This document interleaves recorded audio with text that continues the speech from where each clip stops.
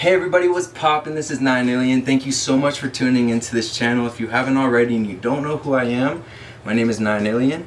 I'm a music producer out of Toronto, Ontario, Canada. You know it's good. And today I just wanted to go over my setup and my studio equipment, everything that I use to make music, everything I use to edit audio, anything. If you're an audio engineer, if you're a musician, whatever it is that you want to do audio-wise, I'm your guy. I got you. I want to show you a little quick tour around the studio, show you some of the equipment that I've been using, some of the stuff that I recommend, I don't recommend. You know what's good. Let's get into it. Alright everybody, it's my favorite part of the entire studio is the booth. Let me show you inside. Okay. So alright, this is where I have everything linked up in my studio. This is where I love to have new artists in the studio. I love to be in here recording.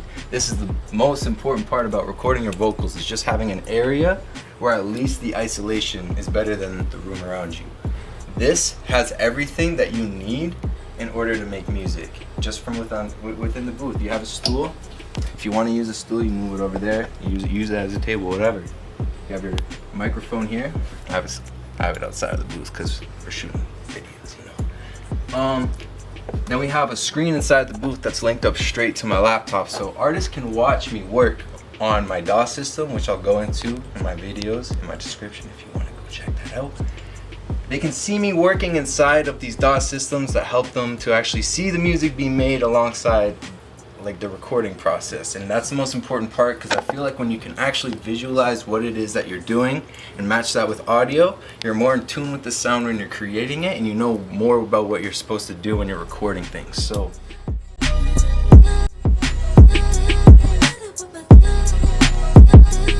I want to show you this one. I want to show you the actual setup of everything that's going on right now. Okay, we're back. And we're back in the studio. I know it looked a little different last time. Last time it was a little budget, a little less beer, a little less hair, a little less bandana, you know. So, but today I just wanted to show everybody around the studio all the equipment that I'm using. Now, what I'll say, if you want to start making music from beginner's scratch, I got you. You may not want to invest in an audio interface because they range within like $159 at least. That's $150, and then a microphone on top of that, so it's like $200, like very minimum, you know what I mean? Like, and that's kind of like, okay, well, how much money do I need to just start making ideas, like just random? FL Studio comes with a demo version. I'm an FL Studio user. There's DAW systems like Logic and Ableton and Pro Tools and Cubase and so many different ones. I'll try to put some links in the description of this video of some of those videos that explain what each DAW system is kind of like. You can kind of get an idea yourself of what you prefer. But to start right off the bat, computer wise, you have to have a computer that's at least like decent, you know what I mean?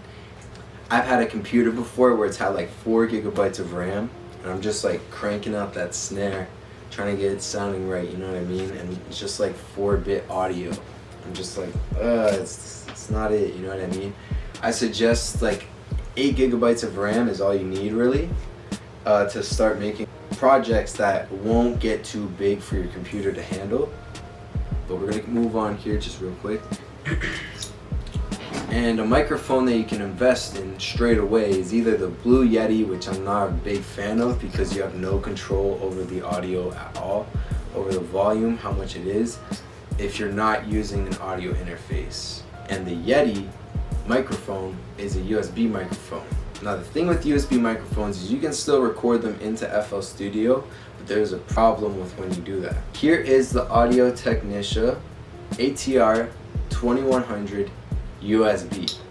Now this has the option of XLR, but it also comes with a USB cable that links straight into your laptop or computer, whatever.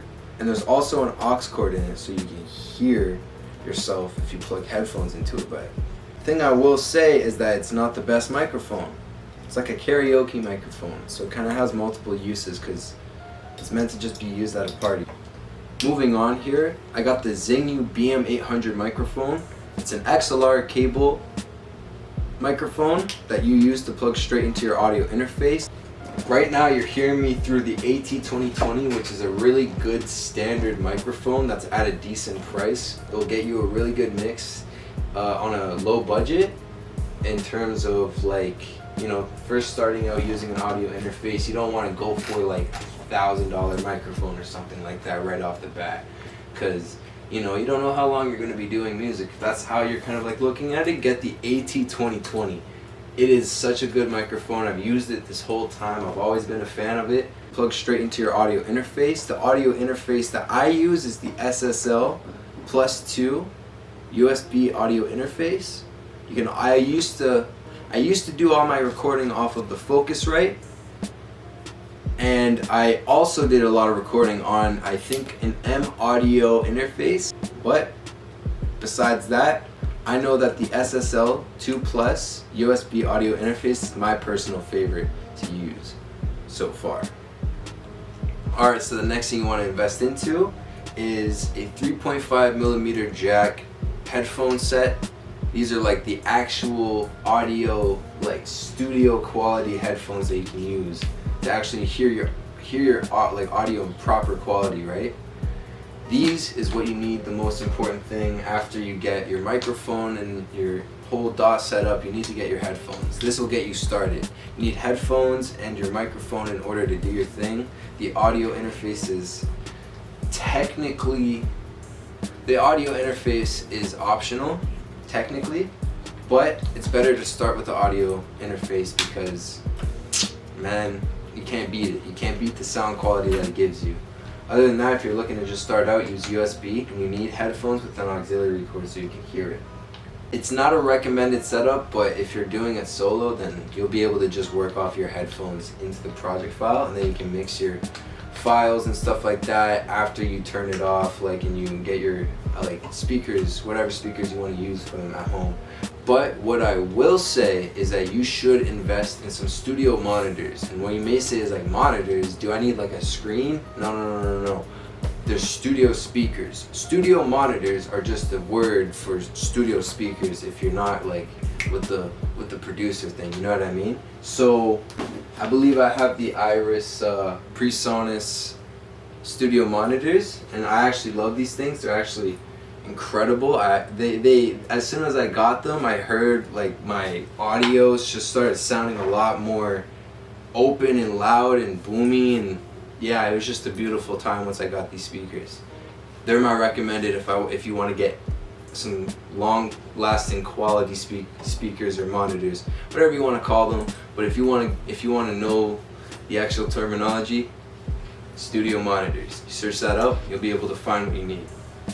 The next thing you would need is plugs like these, the guitar amps. Like, you need amp plugs, the really thick like aux cords, if you know what I'm talking about.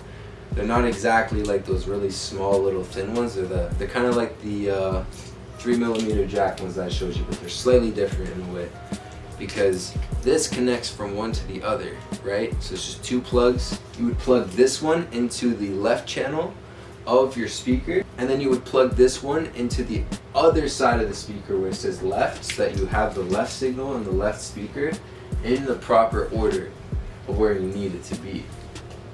When you have this, you get the other one, you plug it into the right, you plug it into the right side of the monitor. Other than that, if you want like some MIDI options and stuff like that, if you want to actually play your piano and stuff, if you're like, you know what I mean, classically trained trying to record your things, I'll maybe put some links on how to record like live instrumentation. But these are the plugs that I use to record myself with guitar and stuff like this. So yeah, now that I've shown you guys everything that you need in terms of audio interface being the center point of the entire music setup, it's the most important thing to plug your computer into the audio interface, and then to plug your guitar into the audio interface, and then to plug your speakers into the audio interface and plug your microphone into it. It's just such a good time once you actually get to that stage. But yep, that was the video. Thank you so much for just watching this and bearing with me. I know it's been a long time for all the people who've been subscribed back in the past. I know it's been a long time since I've come back to YouTube.